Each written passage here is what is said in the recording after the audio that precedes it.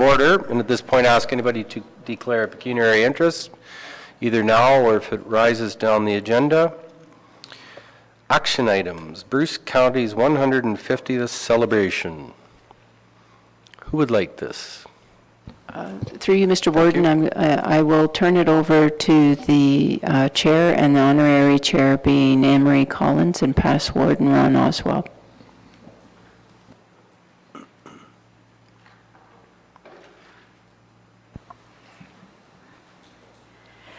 Warden Tulin, members of council, CAO, department heads, media, and guests. I'm really excited to be here today to talk to you about Bruce County's sesquicentennial. My name is Anne-Marie Collins, and most days I'm the archivist at the Bruce County Museum and Cultural Center, but today I'm wearing a new hat. As Kelly said, I'm the project lead on the Bruce County 150 cross-functional team. I'd like to start by thanking all of the members of my committee for their enthusiasm and dedication to the project. With me today is Ron Oswald, Jesse McGibbon, Kevin Predin, and Nancy Cool. And also on our committee are Andrew Beamer, Paul McGrath, and Rachel Hepburn.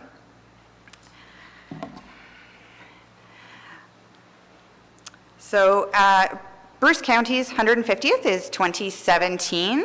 The Union of the Counties of Huron and Bruce was dissolved by proclamation of the Governor General, December 31st, 1866, and that's when, so the next day we became our own entity. Prior to this time, we were joined with Huron and even further back than that, also Perth counties. In 1948, there was a Bruce County reunion held. It was the only Bruce County reunion held that we've been able to find that was a county-wide celebration. Different communities across the county hosted special reunion days over the course of about 3 weeks in the summer of 1948. We've also seen many celebrations held in 1967 to celebrate Canada's 100th anniversary. So next year, 2017, we are celebrating at the same time as Canada. So these are just some pictures from the 1948 reunion and a letter that was sent out from the Mayor of Southampton. And moving forward, we're just going to discuss the plans that we're looking at for 2017. So as a kickoff, we're looking at doing a New Year's Eve party on December 31st, 2016 to count down to the 2017 celebrations. And then at the end of the year, looking at doing another New Year's Eve party to close the celebrations. Over the course of the year, probably in August is the time frame we've been looking at, doing a military reunion dinner. We want to celebrate Bruce County's military involvement, specifically the 32nd Bruce Regiment, the 160th Bruce Battalion, the 97th and 98th Anti-Tank Batteries, and as well other Bruce County residents who have served the country. So this would include a military display and a dinner similar to the dinner they served at Bramshot Camp at Christmas 1916 for the 160th Bruce Battalion. We're also looking at working with Doors Open Ontario during Culture Days, which is September 30th to October 2nd, and implementing a Bruce County-wide Doors Open program. So we would work with each of the 8 municipalities to feature homes across Bruce County. At Halloween, we'd like to do a Spooky Bruce event. We can do a haunted house at the jail or alternate location depending on availability.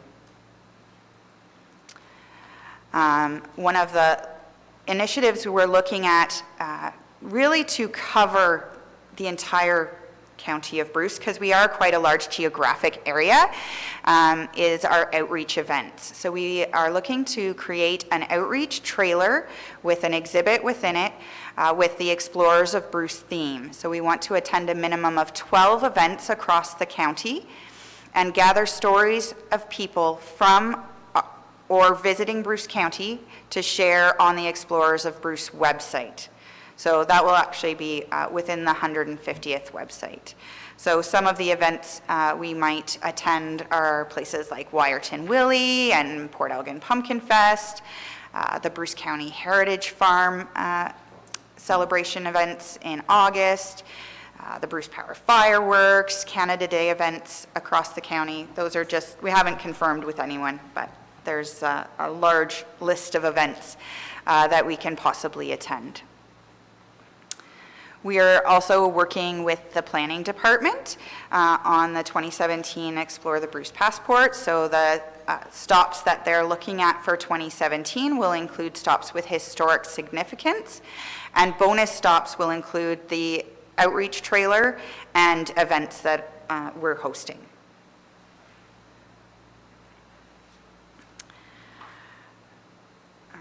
Did I miss one? No.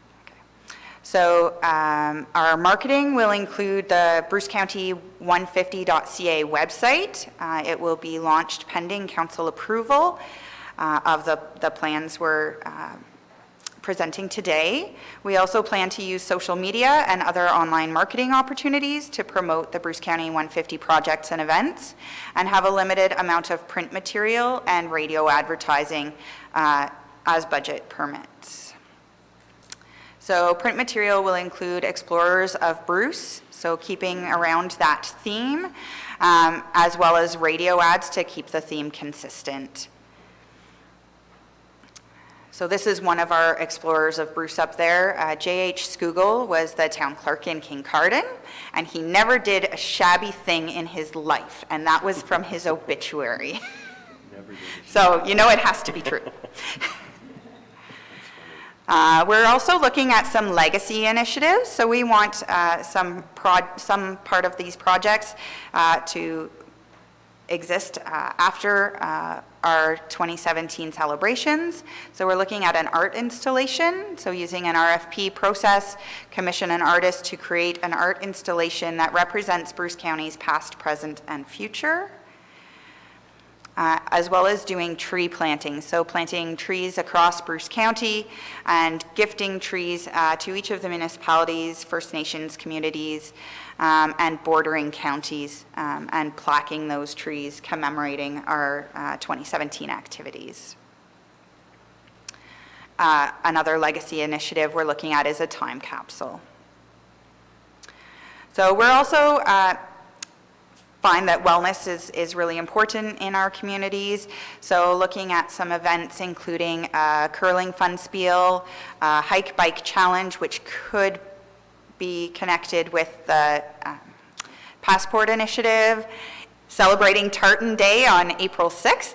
It was something we learned about that none of us on the committee knew about. It was kind of exciting to find out that there was a Tartan Day already in existence. Working with the Gathering of the Clans and working with the Wellness Committee on that event to make it using the 150th theme. Then the possibility of partnering with the multi-sport race or trail events as well. So we have potential partners that we can be working with. So we've already been working cross-departmentally with the committee, but also looking for people at specific times to be working on different endeavors. The Bruce County Historical Society is working on a project of their own for next year, as you're aware, with the Bruce County Heritage Documentary Project, but they are certainly willing to support us in our 150th activities as well. The Bruce County Genealogical Society and the Bruce and Grey branch of the Ontario Genealogical Society are partners that are available for us to work with. The Heritage Association, the Township of Bruce Historical Society, Lions Head's 100th Anniversary Celebration Committee, the municipalities, Women's Institute, and these are all, I've spoken with some of them, but certainly places we can go to if we're looking for volunteers for bigger events, and those sorts of things. So today, we've presented you with our plans to celebrate Bruce County's 150th anniversary. This plan includes several dozen events which will take place across Bruce County. And now we come to the dollars and cents of it. The resources required to implement these plans include $15,000, which has already been approved in the 2016 budget, and $102,500 for 2017, and approximately $90,000 in staff time. So I think that's a pretty reasonable budget that we've put together, considering the number of events that would be taking place. So our recommendation, as submitted in the committee report, number 1 is that the plans for Bruce County's 150th celebrations be approved, including a net budget to be funded from the tax levy of $102,500 for 2017, and that the cross-functional team be authorized to purchase a trailer to be used for outreach purposes up to the amount of $5,000 Canadian. Good. Well, thank you, Anne Marie. Questions from committee? Comments? Anne? I like the way that you have all the partners and you have information that's already available. I just attended the former Bruce Township Historical Society meeting last Friday night, and they have a wealth of information that is typical, I think, of a lot of areas in Bruce County. And they have all sorts of collections that they have done as well, which you probably know about because I know the museum helps them from time to time. But I think you'll have a willing group of volunteers there and elsewhere throughout the county, and I congratulate you on your efforts so far. We'll have lots of fun partying in 2017 between Canada and Bruce County. Thank you. Other comments? No, I just want to commend the group as well. Obviously, there's going to be a lot of events, but I think the importance of this is raising the profile of Bruce County and using the 150th anniversary. So it's a marketing tool as well, I feel, and the remembrance of our past. And I don't know whether there's going to be sections of this to look forward to the future as well. I don't know, but obviously honoring our past, I think, is very important, and hopefully through our marketing efforts we will get out there that to the point that we will have people making this a destination for 2017. So just wondered, Ron, did you have anything else to add? Because in the past you usually did. Thank you, Mr. Warden. I was just thinking when you were sitting in that chair 10 years ago, I was sitting there. It's still.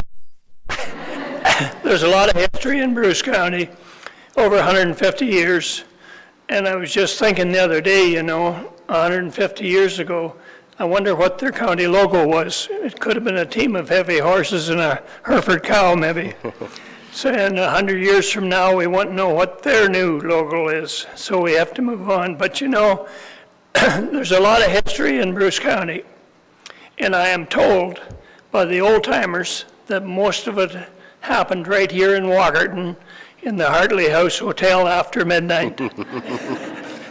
And our committee has done a lot of work, and it's going to be a lot of partying. And I know whoever the warden is next year, they're going to have a busy, busy year. But I want to enjoy it because I mightn't be here for the next one. But anyway, it's been a real pleasure for me, one of the nicer committees I've ever sat on, to work with the people here, and we're going to have what you call a hell of a good party. I can remember when my grandfather was a reeve of Elderslie Township here in the 1920s. Dad was reeve in the 40s and 50s, and I was the first mayor of Elderslie in 99. I can remember Mom used to pack Dad's suitcase because they come to county council 3 and 4 days for a week, so they stay at the hotels. And she said, would you take Dad's suitcase out and put it in the back of the car? And I said, sure. And I often wondered why it was so damn heavy. Mother told me in later years, she says, you know, Dad never wanted to run out of supplies. So thank you, Mr. Warden, for the opportunity, and it's going to be party time for Bruce County. Thank you. Thank you, Ron. Good. Any other comments or questions? Okay, we do have a staff recommendation. Do I have a mover and seconder? Moved by David, seconded by Ann. Are there any further discussions? Hearing none, all those in favor? Opposed, if any? That's carried. Thank you. Thank you very much. We look forward to our next delegation.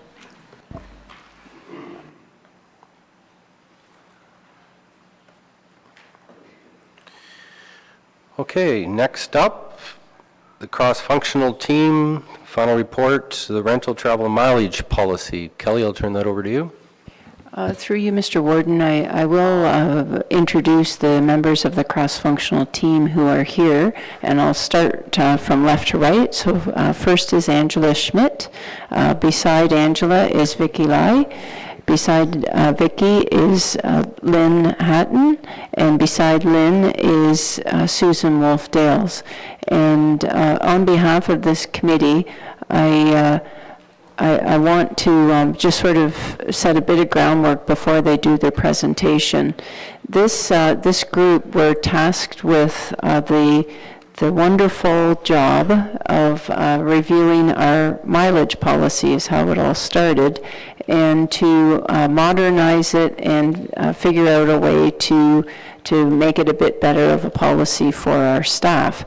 And as they go through their work, you're going to see that they persevered. They had a tremendous amount of interest in this policy because it touches absolutely every employee who is associated with the county.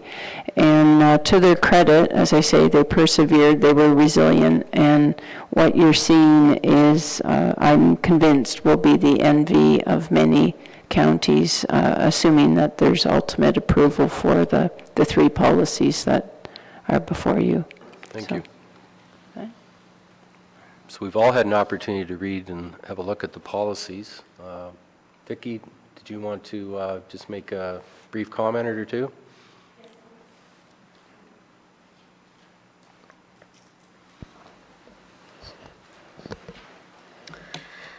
Mr. Warden Tulin, members of the Executive Committee, and senior management team. On behalf of the cross-functional team, Lynn Hatton and I are honored to be here to share with you our three policies. So today we are going to share the three policies, so rental, travel, mileage, adverse weather conditions, alternate work location, and we are going to show how these policies are going to benefit the county financially, and how the clarity of each policy will ensure that all departments are utilizing the policy consistently. So the presentation I show you today will share the details of each policy, followed by a few examples of how the policies will be applied. The recommendations we bring forward to you is that the Executive Committee to endorse the following policy: rental, travel, and mileage, adverse weather conditions, which was in the past the snow day policy, a new policy we call alternative work location, and for the Executive Committee to endorse staff moving forward with the lease of a county vehicle and to review technology solutions. To give you a little bit of background, in 2014, the County of Bruce went through an operational review. Through that operational review, Strategy Corp recommended that the current policies in relation to vehicle use should be reviewed to determine the optimum mix of county vehicle and personal vehicle on county business, including out-of-county travel. So last year, our team was given the task of putting together a project scope and to review and put together a project charter. So at this point, we developed our goals and our visions and our objectives for these policy. And again, when we first started, we had one policy, which was rental, travel, and mileage. Our objective was to develop a clear and fair mileage policy with a consideration of each department's needs and each department's unique travel requirement. In addition, the objective was to provide a consistent, straightforward set of travel guidelines to leverage alternative solutions when appropriate. When developing these policies, we had 5 factors and considerations that we always thought about when we were thinking about the policy. The first, and in the forefront, was the cost and impact to taxpayers. The second was the morale and perception of fairness to our employees, so ensuring equality. And then simplicity of process, consistency, and of course, meeting each department needs. Our team went through 4 different steps for this project, and so within the first phase, we established the scope and we did some survey. At this point, we were looking at best practices for each communities, municipalities, agencies, and community partners that had the same service delivery as well as had the same geographic scope. In phase 1, we also talked to different departments to listen to their challenges and get some requests from them and to get their feedback. In phase 2, we developed and looked at alternative solution analysis. And so we did an analysis of the strength, weakness, opportunities, and threats of different options we were thinking of when developing the policies. And when we were thinking of these options, we actually thought about the 5 factors that we were to consider. So again, the cost of taxpayer dollars and the department needs and so forth. When we were first given this project, we thought of one policy and we said we had to look at the rental, travel, and mileage policy. However, when we were thinking about the different options, we thought that it would be best if we broaden our scope. And at this point, we decided that there was a need to review the adverse weather condition policy and to develop an alternative work location policy. So in this step, you could see that we started with one policy and we broadened our scope to develop 3 different policies. So this brings us to phase 3, and this is the step where we are developing the 3 different policies. So Lynn Hatton here will explain to you the policy statement for rental, travel, and mileage, and then provide you with a few examples of how the policy can be used. Thank you, Vicki. Okay, so when we started looking at the rental, travel, and mileage policies, the first step we wanted to do is look across all the departments that our cross-functional team represented and considered what were the overriding issues or concerns that we saw with the existing policy. So the first thing and most glaring for our committee was a lack of clarity within the current policy. Our current mileage policy is 1 page long. We were finding that many staff didn't understand how to apply that policy to their specific situations, or departments were having to make up their own guidelines for those things, which was causing a lot of frustration as well as wasted time in terms of processing the claims.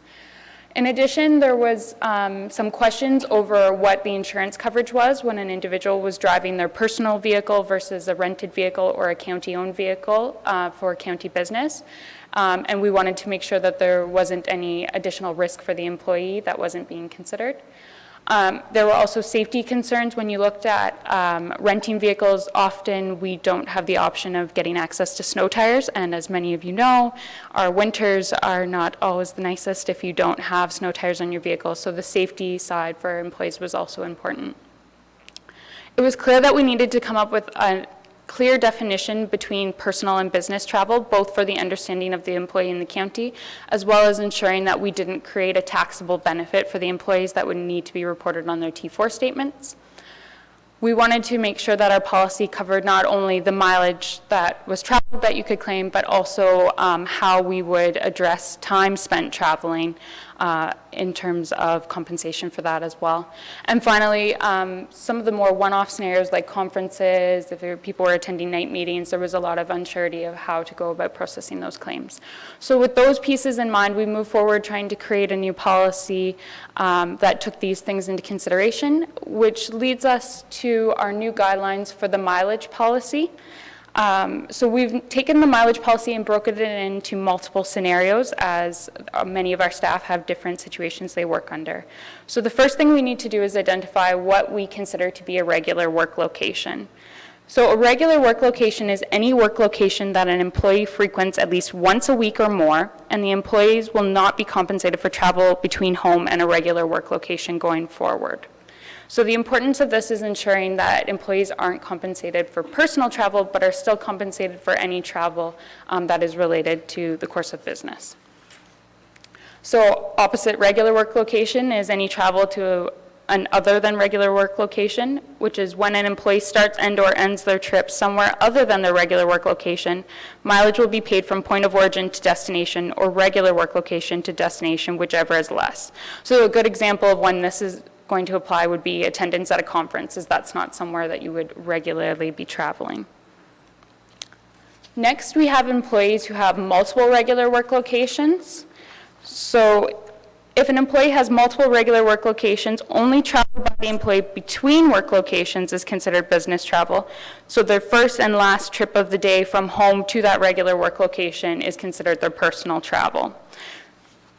And finally, we do have some staff within the county that do not have a regular work location that they report to on a weekly basis. And those employees, their travel from home to the first destination and the trip from final destination to home will be considered to be personal travel. So basically, we're trying to define it here as anything involved in getting to work would be considered your personal travel. And finally, we added a section specifically addressing night or weekend meetings and trainings. So if employees are required to attend meetings or training in addition to their regularly scheduled hours, they'll be compensated for any additional travel above and beyond their normal daily travel. So we will go through an example that highlights how this works. So that was the key mileage piece that we spent a lot of time on. And we can go through a few scenarios here. So the first one is Sarah, the caseworker. She has no home office and covers the Saugeen Shores and South Bruce Peninsula areas. Her home is in South Beach, and for work she has to travel to Port Elgin, followed by a trip to Walkerton and back to Port Elgin. So under this new policy, what would Sarah be compensated for? Well, she has no regular work location, but she has a coverage area. So because Port Elgin is within her coverage area and it's the first and last trip of her day, she would not be compensated for that, but she will be compensated for her travel between Port Elgin and Walkerton because that's above and beyond her regular travel to work. Next, we have an example. This is Steve, our HR specialist. He has a home office in Walkerton where he is 4 days a week and spends 1 day a week in Port Elgin. He lives in Chesley and is attending a conference in London. So what is the solution for Steve? Well, Steve has two options. He can rent a vehicle to attend the county, or to attend the conference in London, or alternatively, he would be paid for his travel from Walkerton to London. So the trip is paid from Walkerton because it's the shorter of home to the location or office to location. In this case, the office is closer. And the last example I have here is Jamie, the planner, who works out of Walkerton and lives in Paisley. He has a meeting at his home office, but at 7 o'clock at night, and he has to return home to make sure his kids have supper before they go to bed. So Jamie, in this scenario, would be compensated for the full trip from Paisley to Walkerton. The second trip of the day, the first trip of the day would be considered his regular travel. If he chose to not go home in between his workday and the meeting, there would be no compensation because no additional travel would have occurred. I also just wanted to highlight a few of the other items. So we've focused fairly heavily on the mileage piece of the policy here, but the whole policy does cover rental, travel, and mileage. So our policy has added a few additional items, which include an insurance disclosure form for all staff to sign. The importance of this is making sure that staff understand that if they are driving their personal vehicle for county business, they need to notify their insurance company of that to make sure they have the proper liability coverage and we don't put anyone at undue risk. The next piece is that we completed a break-even analysis comparing the option of renting a vehicle to using an employee's personal vehicle for travel, and determined based on this analysis that at approximately 200 kilometers of travel per day, the situation would be at a break-even. So if you're traveling more than that per day of a trip, the employee and the manager should use this guideline to start a discussion to see if a rental option is more suitable for the situation. The next item on the list is an alternative accommodation compensation form. Occasionally, employees traveling for business could choose to stay at a family member's house when they're traveling rather than renting or staying at a hotel. So this form would allow the employee to request a $50 honorarium for their family members. This benefits both the county, as $50 is less than what we would have to pay for a hotel accommodation, and also allows the employee to spend more time with their family.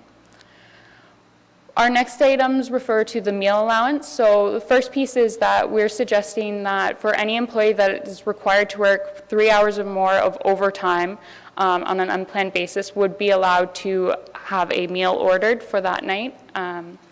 So this would be additional hours in the evening.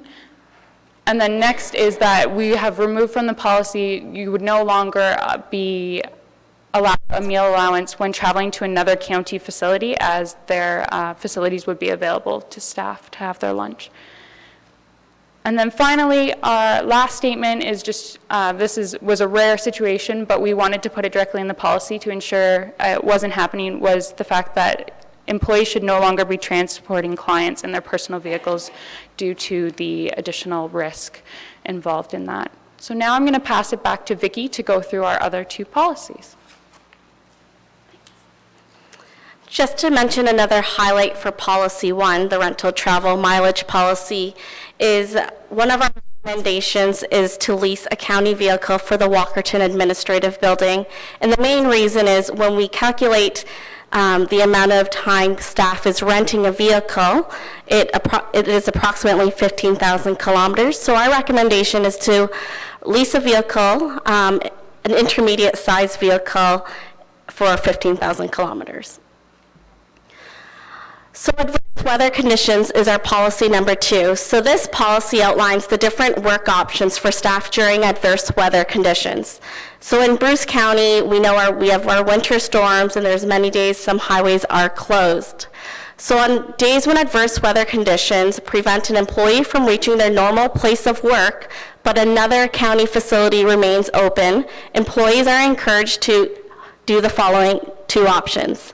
Number 1, work from an alternative county office closer to their home, or work from their home if they meet the needs of the alternative work location policy, and that policy will be addressed in policy number 3. So this policy outlines a communication protocol, so that means the CAO will make the final call and the final decision whether any county facilities are closed. The senior management team and directors, they will advise the CAO and keep in constant communication with the CAO whether their office should be closed. As we know, the weather is very different in Tobermory compared to Port Elgin, or from Wyerton even to Sauble Beach. The third is that the emergency management team will be communicating with the media and advising all media whether any county facility remains closed. This policy addresses different situations. And so the first one is delayed start time. If it happens that there was adverse weather conditions the night before or in the morning, however, it is forecasted that the rest of the day will be sunny with blue skies, the CAO can call a delay of start time. And with that meaning, staff will still be compensated for their 7 days. However, they could start a little bit later. So in the opposite, leaving early, this means that if staff are at work during the day, and they know that the weather is going to worsen, and the CAO can call an early dismissal for staff, and they will also be compensated for their full days of work. If any office is closed, the CAO will make that call. The director will advise their employees, and the emergency management team will tell the media. And this policy also addresses that employees can work from an alternative work location. One thing I would like to address in this policy is this policy really ensures the safety of county employees, considering our road conditions and our winter conditions. So this policy really states the importance of the county wanting and ensuring the safety of our employees. A few definitions that we included within this policy is the definition of essential services. So the essential services are, for example, 24-hour long-term care facilities, emergency services, and some of the highways teams, so ones taking care of the roads. Within essential services, there's essential employees and non-essential employees. So essential employees are the ones that are that work within essential services, and non-essential are the ones that work in other departments. Here I have 3 examples of the adverse weather conditions. So this is Bob. Bob works in Tobermory. His office is in Wyerton, and he's a non-essential employee as he is a planner. The road condition on Highway 6 is closed, which is the main highway from Tobermory to Wyerton. What should Bob do? He should either, if he qualifies, work from an alternative work location, and the second solution is for him to take time off. Our next example is Julia. Julia works in IT and is the IT help desk analyst. His home is in Kincardine, and his office is here in Walkerton. And the main road to get from Kincardine to Walkerton is Highway 9. Julie is a non-essential and not approved to work from home. And today the road condition is heavy snowfall at night and sunny blue skies in the morning, and the road is closed in the morning. What is the solution? The CAO is to call a delay of start time, and Julie will still be paid for 7 hours of her day. The last example I have is Billy. Billy works at the museum and is an administrative assistant who greets guests as they walk into the museum. Billy's home is in Sauble Beach, and his office is in Southampton at the museum. He is classified as a non-essential employee and not approved to work from home. And the roads, which is Bruce Road 13 and Bruce Road 8, are closed, and that's the main way from Sauble Beach to Southampton. His solution is to take some time off. In Policy 3, we developed an alternative work location policy, and this is a policy that has never been addressed in Bruce County. So this policy addresses the option for staff to work from an alternative work location during infrequent occurrences. This policy outlines the requirement and conditions associated with the use of alternative work location. And the use of alternative work location outside of a county facility, we wanted to state that it will never be mandatory by a manager to make an employee work from home. This has to be from a request of an employee or the choice of the employee. So this policy says that it has to be infrequent situation. This meaning an employee cannot request to work from home 1 or 2 days a week. Infrequent situations could be if their child is sick, if they have a medical appointment in the morning, or if they're in between meetings and it makes sense for them to work from an alternative work location than driving an hour to their county office. Within this policy, we also included some qualifications in a criteria list because not all employees qualify, however, quite a few do. An example of some of the criteria is they have a county laptop because county cannot open any emails or county documents on their personal computers, and they must have a county cell phone. The third, as emphasized earlier, it has to be an employee's choice. So this policy is currently being reviewed by the county's lawyer for compliance with the Occupational Health and Safety Act. I have one example to show you how this policy works. So this is Paula. Paula lives in Tobermory, and her office is in Wyerton. The resources she has is a laptop and cell phone, and she's met the requirements and is qualified to work from an alternative work location. So Paula's home is in Tobermory, and she has a meeting at the Tobermory Library from 1 until 2 p.m. At 2 p.m., should Paula drive home, or should she drive to Wyerton? The best solution is for Paula to work from an alternative work location, as she'll be able to do more county work for those 2.5 hours. In addition, she's not driving on the roads for an hour as well. So Lynn is going to speak to the communication and implementation plan for all of the policies we've addressed. Okay, so moving forward with these policies, once they've been reviewed and we have approved policies, our next step would be to place all 3 policies on the county intranet so they're accessible to all employees at any time if they needed to look up additional information about how the policy applies. Our next step is we're hoping to lead the way on using some alternative forms of meeting without having to necessarily use travel, and we would propose a webinar and online training program for all county staff to be able to access and go through some of these examples that we've presented to you today, as well as some additional examples in terms of how the policy would apply and how they would fill out their expense claim forms. After 6 months, the committee would then plan to meet again, review how the implementation has flowed, and address any concerns or issues that have come up.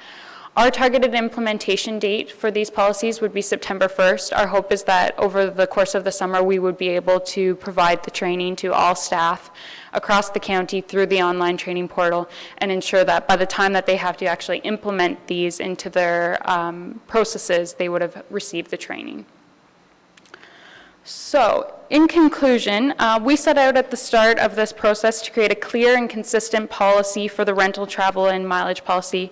We expanded to adverse weather conditions and alternate work locations.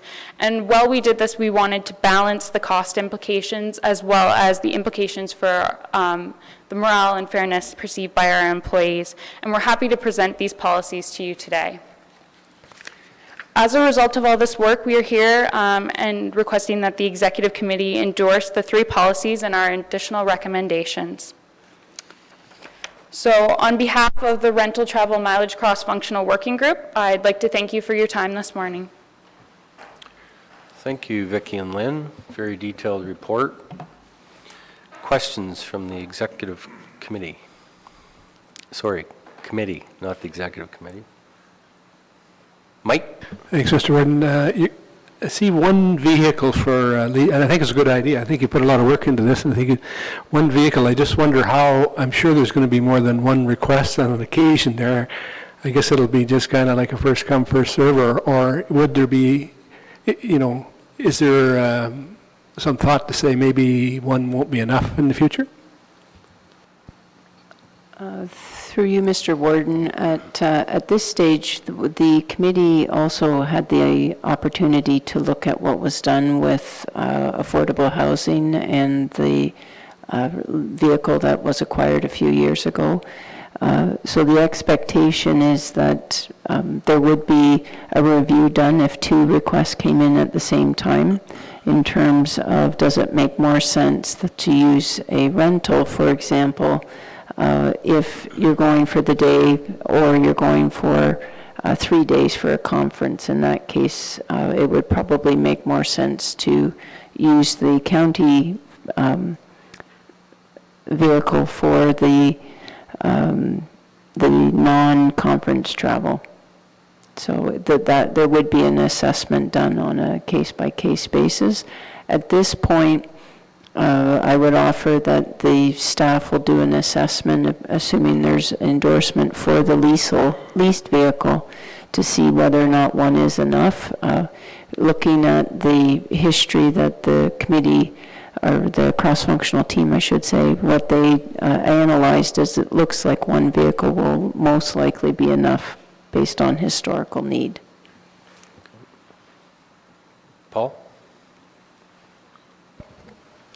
I really like the report. A lot of good material there. Thank you very much. That one comment on the lease vehicle. I hope that when we do the research to lease a vehicle, we can find one locally, and we'll bear in mind who has supplied us with that Explorer, the Bruce truck, for a couple times over. I think we owe that company an obligation to see if we can work with them.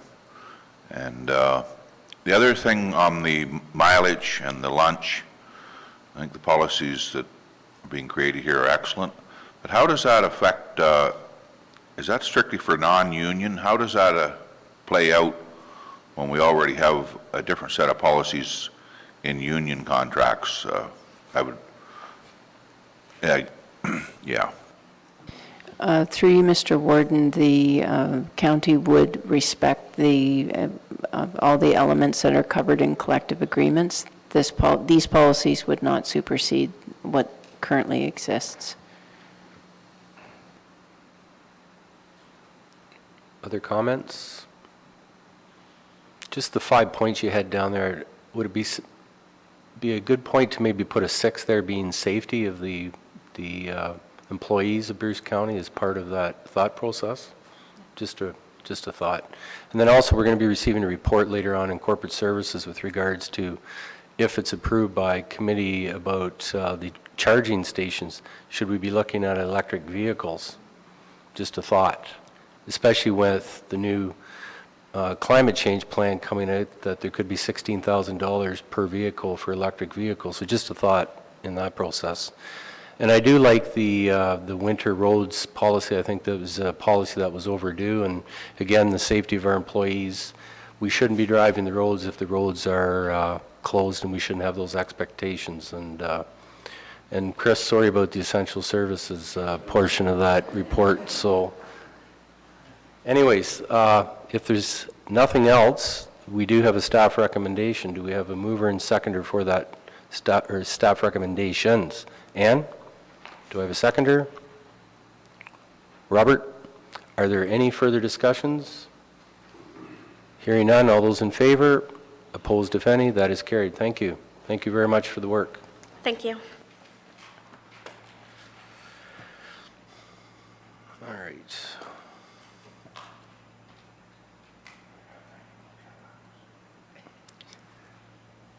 Where are we going next? Okay, delegations at the AMO conference. There were some recommendations there for your consideration. Sorry, yeah. Kelly, did you want to speak to that? I can, through you, Mr. Warden. The senior management team, we had a discussion when AMO opened the portal for delegations to bring before you suggestions, and in terms of ranking, they're all equally important, and staff would recommend the 4 if you feel it would be valuable, and if there's any that are not on here that you think we should request. Comments from committee? Any other ones? Hearing none. So that's the recommendation of those 4. It's not guaranteeing that we're going to get those meetings, but we will try. So are you looking for a mover and seconder for that then, Kelly? There is a recommendation. Okay. If good. Mover and seconder? Mike and Milt. Any further discussions? Hearing none, all those in favor? Opposed, if any? That's carried. Thank you. Economic Development Report. Kelly, did you? Through you, Mr. Warden, this is the first of 2 reports that are before you today. The second one is in closed session, as it is about an identifiable individual. I won't read through the report. This is just the final step of the work that has already been done that County Council had supported.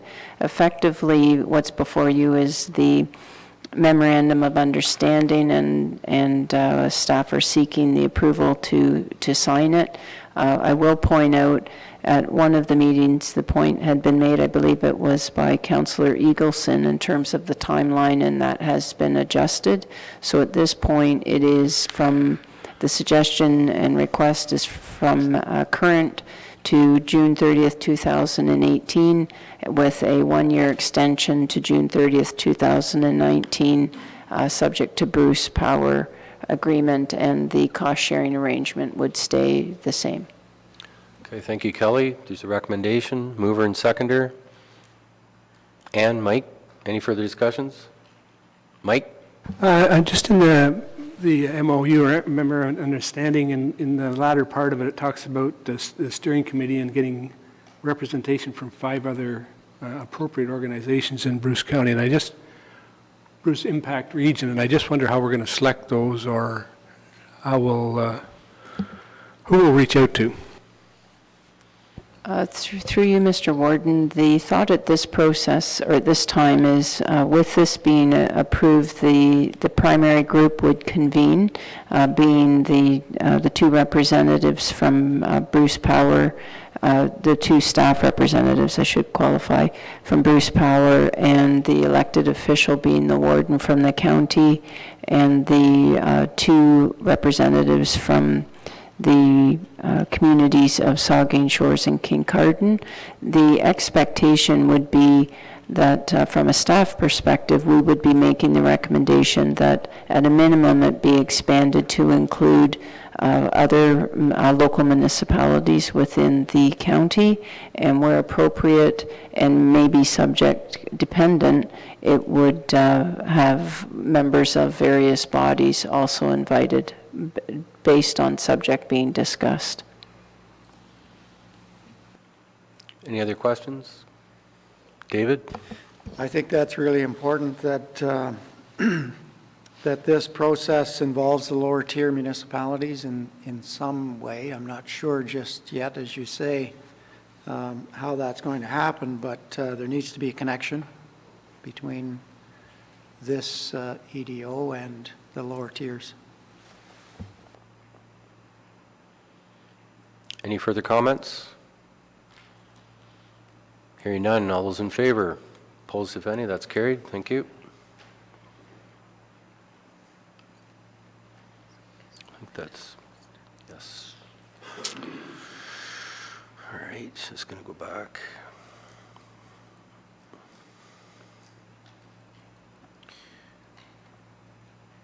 Okay, at this time, we will go into closed to discuss the economic development and Bruce Power refurbishment pursuant to Section 2B of the Municipal Act related to personal matters but an identifiable individual, including municipal or local board employees. Yep. Mover and seconder to go in closed. Robert and Milt. All those in favor? Opposed? We are in closed.